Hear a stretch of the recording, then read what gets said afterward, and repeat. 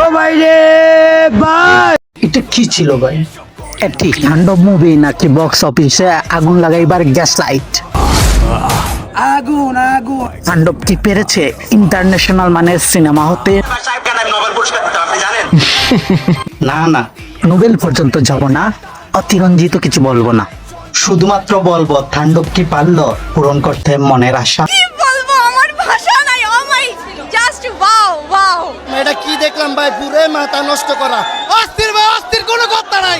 নাকি তাণ্ডব দিয়েছে কিছুটা হতাশা? এগুলি কোনো ছবি না, এখন এটা বলতে হয়।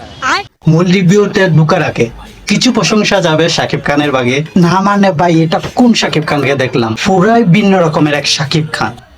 গল্পে টুইস্ট লাগবে না, পাবলিক বোর হয়ে যাবে। Hello guys, I am back. আমি জানতাম তুই আইবি। আইসে জ্যোতিষী। হ্যালো গাইস, সামাদ বাচ্চালানোর পক্ষ থেকে আমি সামাদ আছি আপনাদের সাথে। আপনি আমার সামনে থেকে যান। মাতৃত্ব আসলাম ঈদের মুভি নিয়ে গল্প করি। বলো। ধন্যবাদ। এবারের ঈদের সবচেয়ে হাইপ পাওয়া মুভি 5টি। 1 2 3 4 5। তাণ্ডব, ইনসাফ, উৎসব, নীলচক্র এবং টগর। ও আচ্ছা। আমি আলোচনা করব তাণ্ডব নিয়ে। সো শুরু করা যাক। আপনি শুরু করেন। 28শে মার্চ 2025 শাকিব খানের জন্মদিনে আসে তাণ্ডবের প্রথম ঝলক এবং প্রথম অফিসিয়াল পোস্টার।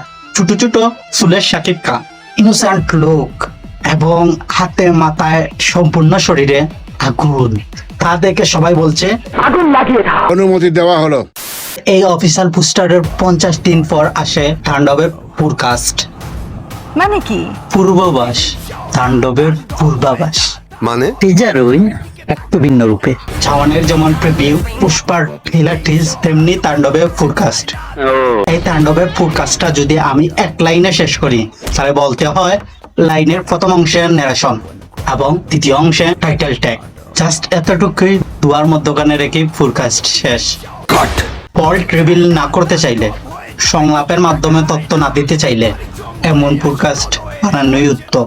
তেরা কথা তো ভালোই বলিস। তবে মেমোরেবল মোমেন্টস, নায়িকা এবং ভিলেনের ঝলক মিসিং।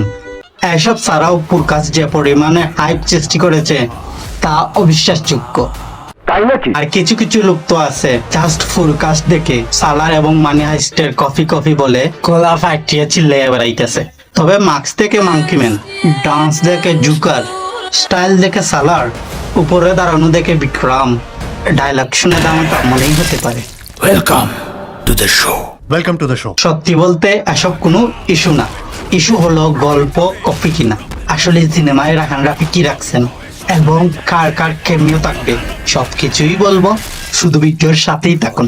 তাছাড়া তো কোনো উপায় দেখছি না। ঈদের দিন সিনেমা মুক্তি পায় তাণ্ডব। ছোট্ট ছোট্ট স্পয়লার আছে, আমি ডিটেলে শুরু করব। আপনি শুরু করেন। তাণ্ডবের পরিচালক রাহান রাফি। তার পরিচালিত আগের সিনেমা রামন 2, তখন, পরাণ, তামাল, সুরঙ্গ এবং শাকিব খানেরই আরেক সিনেমা তুফান। রাহান রাফির সাফল্যের অন্যতম অস্ত্র হলো দেশের আলোচিত এবং বাছাইকৃত গল্প। আর কিছু? তাণ্ডব সিনেমাটা এক কথায় একদম মৌলিক গল্পের একটা সিনেমা। কিন্তু এই মৌলিক সিনেমার পরতে পরতে অন্য সিনেমার ছায়া। কখনো মনে হবে ধন, কখনো আবার আয়নাবাজি, কখনো হুম শান্তি হুম, কখনো অ্যানিমেল, কখনো জওয়ান, কখনো কেজিএফ। তবে শুধু মনেই হবে, মিলবে না। তোরে কইছে। যাই হোক, কারণ গল্প আলাদা, মেকিং স্টাইল আলাদা। রায়হান রাফির এই এলোমেলো গল্পের স্ক্রিন প্লে লিখেছেন আদনান আদিব খান। আসল কথা বল। আর অল্প কথায় যদি আপনাদের বোঝাতে চাই তাণ্ডবের গল্পটা কেমন, তাহলে বলতে হয় এখানে শাকিব খান আর দলবল নিয়ে একটা টিভি চ্যানেল জিম্মি করে নেয়। ওই চ্যানেল জিম্মি করে এমন 3 স্টারকে ডেকে আনা হয় লাইভ করার জন্য। এখানে ভিন্ন ধরনের ঘটনা ঘটতে থাকে। তার উদ্দেশ্য কি, সে কি কারণে এটা করেছে, এইসব জিনিস জানতে হলে আপনাদেরকে দেখে নিতে হবে সিনেমাটি সিনেমা হলে। সঠিক বলেছেন। তাণ্ডব সিনেমার কেমিও ছিল পুরাই মাথা নষ্ট। যেমন শেষ করে সিয়াম আহমেদের লুক পুরো চমকে দেওয়ার মতো ছিল। আর শেষের দিকে মাসুদ, আমি সুরঙ্গ মাসুদ। আরফান নিশোর স্ক্রিন টাইম খুবই কম হলেও ইনফ্যাক্ট খুবই গুরুত্বপূর্ণ। তাণ্ডবের হিট গান লেচুর বাগান।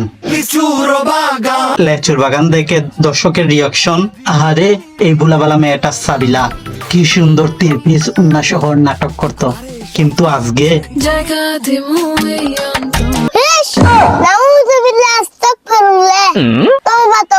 বাকি গানগুলো মোটামুটি ভালোই ছিল। রোমান্টিক গানটা শোনার মতো ছিল।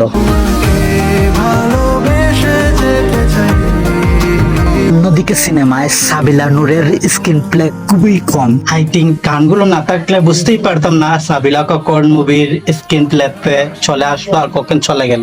এবং শাকিব খানের অভিনয় নিয়ে যদি কথা বলি, এক কথায় তাণ্ডব দেখার পর শাকিব খানের হ্যাটার্সরাও শাকিব খানের ফ্যান হয়ে যাবে। সাকিব খানের ফ্যান না, কিন্তু এই মুভি দেখার পর সাকিব খানের ফ্যান হইতে বাধ্য হইছেন। সাকিব খানের ফ্যান হয়ে গেছে ভাই। সাথে এর কাস্টিং গুলো ছিল বেস্ট কম্বো, মানে সব বাগা বাগা আর্টিস্ট ছিল এই সিনেমা। মেকিং এবং গানের সাথে বিজিএম গুলো ছিল মাথা নষ্ট করার মতো।